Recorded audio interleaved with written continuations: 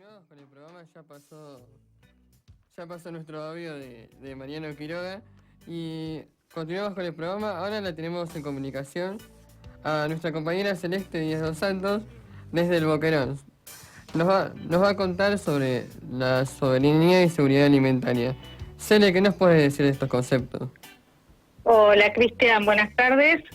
Bueno, sí, como decías, se trata de una red argentina de investigadores investigadoras de salud, ¿sí?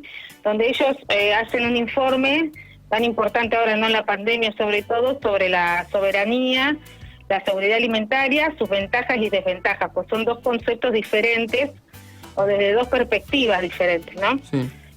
Sería, la seguridad alimentaria es un concepto originado en el seno de FAO, que es la Organización para la Alimentación y la Agricultura de las Naciones Unidas.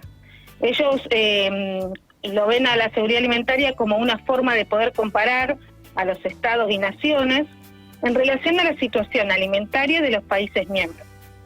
En cambio, la soberanía alimentaria es un concepto ya nacido de las organizaciones campesinas, nucleadas en las vías campesinas, con el objetivo de colocar en el debate público tanto como a los derechos como a las necesidades alimentarias. Ella es desde otra perspectiva, de consumidores y productores, y de alertar sobre las prácticas agrícolas que dañan el medio ambiente. Tan importante ahora que está tan en vida este concepto, ¿sí? Sí. Este concepto de seguridad alimentaria cambia de una concepción basada en la productividad hacia basadas en el derecho y sobre todo en las posibilidades de acceso a los alimentos, porque claramente el problema está en el mercado, no en los sistemas agrícolas, ¿sí? En la distribución. Yo te voy a pasar, Cristian, un dato que a mí me llama la atención, aunque uno quizás lo sepa ya leerlo, a mí me impactó más, ¿no? Sí. Desde la década del 80, el mundo produce alimentos para casi un 20% más de la población mundial. Sin embargo, los datos muestran que casi 1.000 millones de personas padecen desnutrición en el mundo. O sea, cómo somos los seres humanos, ¿no? Sí. O sea, este excedente no llega a quien lo necesita, este excedente del 20%, ¿sí? Parece que el mercado no parece ser ese distribuidor que antes nos expresaban en el famoso consenso de Washington, ¿no? Claro. Y lo que te quería comentar también, y comentar a la audiencia, es que las principales críticas que se realizan al concepto de seguridad tienen que ver con que no suelen abarcar a las condiciones de producción, o sea, el daño al medio ambiente, lo que venimos hablando, ¿no?, en los últimos programas, que provocan los sistemas agrícolas utilizando agroquímicos. Tampoco se oponen al oligopolio de la industria alimentaria, es decir, que unas pocas empresas controlan la mayor parte de los alimentos consumidos en el mundo, por lo que no parecen condenar esta lógica del mercado que rige en la alimentación en el mundo desde la ganancia y el rédito económico, ¿no es cierto? Sí. La soberanía, en cambio, se basa fundamentalmente en los derechos, como te decía, tales como priorizar la producción local, con el objetivo de alimentar, no de exclusivamente hacer dinero, ¿sí?, que toda la población esté alimentada, el derecho a utilizar la tierra, el acceso a créditos, el derecho a tanto los productores y consumidores pueden elegir libremente en qué forma y quién lo produce, entre otros, ¿no es cierto? Sí, y en el informe teníamos Sí. un par de números, ¿no, Cele? Claro, esta red va arrojando datos muy significativos y actuales en relación a Argentina, ¿sí?, a nuestro contexto, Sí. y también en relación a la pandemia. Por ejemplo, nos van arrojando acerca de la desnutrición y la obesidad, nos informan que el sobrepeso y la obesidad tienen una tendencia creciente a nivel mundial y son causantes del incremento de enfermedades consideradas factores de riesgo para contraer COVID-19.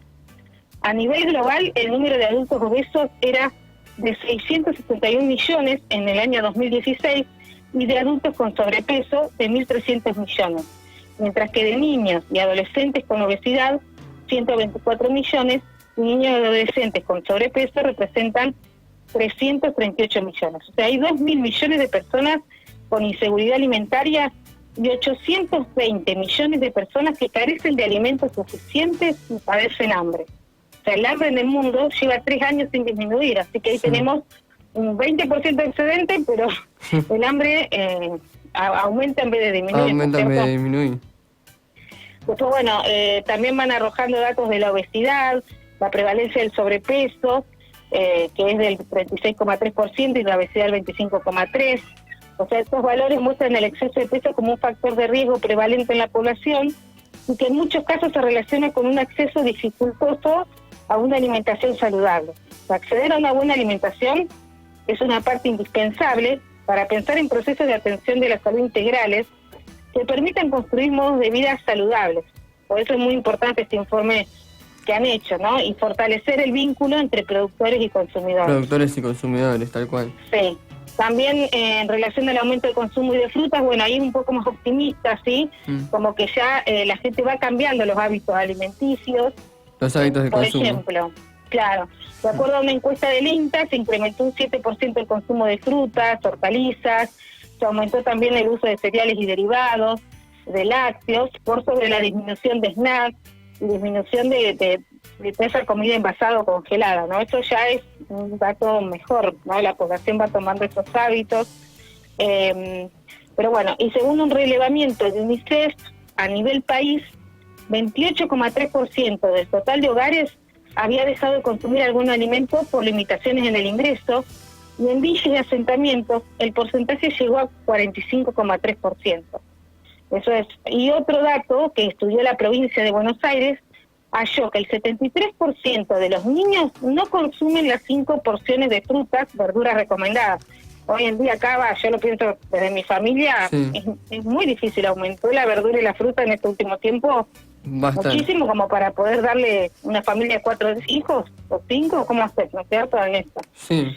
Y así que bueno, eso también, y bueno, ahora en esta situación de la ASPO y de todo esto también es más la desigualdad en el acceso a la alimentación, pues sí, es notable. importante también la regulación del Estado en estas cuestiones, ¿no?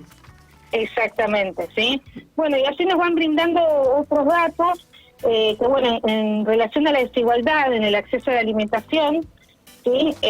La Argentina, la desigualdad también se manifiesta a partir del acceso a una alimentación variada, y muestra de ello el diferencial que existe en el consumo de frutas diarios, reportado en la encuesta nacional de factores de riesgo del año 2018, que bueno, va arrojando datos mostrando que el acceso a una alimentación saludable está estrechamente relacionada con la distribución del ingreso. Sí. Y bueno, para cerrar un poco, porque sé que son muchos datos y hoy en día a veces eso nos cuesta relacionarlo, es que lo que concluyen por arriba de todo este informe es que la soberanía alimentaria implica un cambio de paradigma y una invitación a hacer del mundo de la alimentación un espacio de mayor justicia, ¿no es cierto?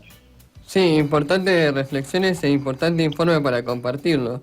Cele, bueno, nos muy queda... importante, yo acá lo resumí, tiene mucho, va variando en el transcurso de los años, cómo ha ido cambiando todo, cómo se ponía la perspectiva en ciertas condiciones, dejando de lado el derecho y el acceso, ¿no? Tan importante, pero bueno, está muy bueno para tenerlo en cuenta. Para tenerlo en cuenta, sí. Reflexionar como población, ¿no? Sí, bueno...